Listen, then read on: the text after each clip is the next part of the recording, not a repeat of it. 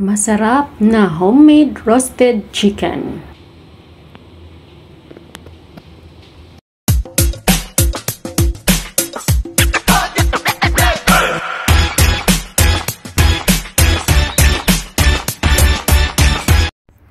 Hi sa akong mga higala diri sa YT World. So maayong buntag, maayong udto, maayong hapon, maayong gabi kaninyong tanan sa atong tanan di ay. So dili man di ay tatanan nga pareho og oras. So ipakyaw na lang na ako na siya guys nga kuan nanggikan sa buntag handod sa gabi no. So karon guys sa inyo nakita na ay manok. Manok na puti, dili pula. So, ang atong lutuon ana guys is lechon manok or sa English ay roasted honey lemon chicken. O, di ba? English today. So, karon bago ta magsugod ay magsugod na ta. Wala ko kabalon sa istoryahon, sige na. So guys, mao ni guys magsugod na ta guys. Butangan nato siya og 2 tablespoon na tuyo.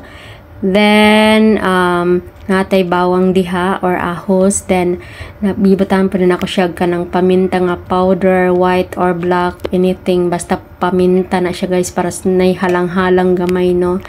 Then, butangan ako rin siya og kanang honey, dugos ba.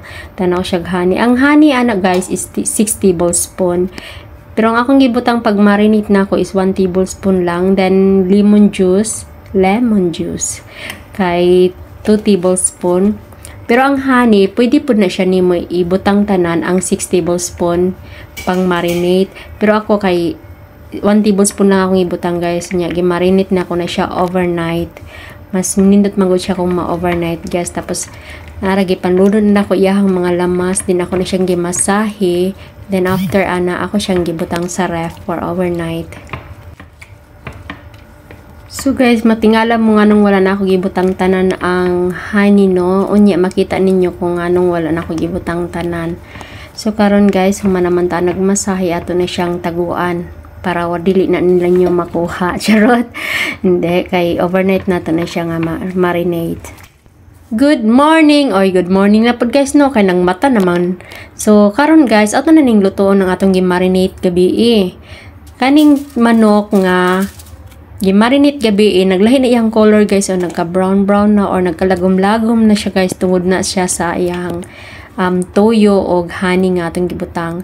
So karon guys, ato na siyang gibutang diha, then ibutang nato itong mga bawang nga kauban niya sa iyang pagtulog kagabi pati na iyang sauce. Ito nang ibutang. So wala na din ako na siya na videohan diha nga part guys. Ang katong honey nga 5 tablespoon, ako siyang gi-apply sa top para anang ipahid-pahid lang gud ako siya sa taas sa ibabaw sa surface sa kuan guys sa manok. Then ato na siyang i-bake for 1 hour. So after 1 hour guys, ato na siyang i-turn over or baliktaron. Then pagkabaliktad niya guys, butang na po nato itong remaining na honey para po mag golden brown ang atong manok o kanang napot siya pagka shiny. Magsinaw-sinaw po na guys, maragkasinaw sa akong agtang no. Guys, ang timplaan ni guys ha, nagadepende lang na sa inyohang panglasa. Kay ako guys, akong panglasa okay ra gyud pud sa ako guys. Og sama pud sa kanang nakakaon, okay ra daw, tama-tama ra. Dili siya parat, dili po siya kayo aslom, tama rin siya. Nganong aslom kay limon baya na siya no. O di ba naman siya honey, murag na balance gid ang iyang lasa guys. So maano ni siya karon guys atong apply tong atong remaining na honey or dugos. Ato na siyang i-apply diha sa ibabaw para mao na siya magsunog sa atong manok. Charot, hindi sunog guys, dili sunog ha.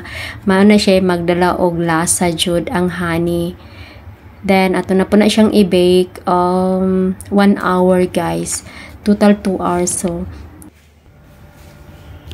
So mauni ni atong manok guys. Mauni ni ang naluto na to nga manok. Murag gwapa-gwapa man po siya tan-aon guys no. Arang-arang pa sa akong naong. Bitaw oy. So mauni akong dalhon sa akong birthday guys. Salamat.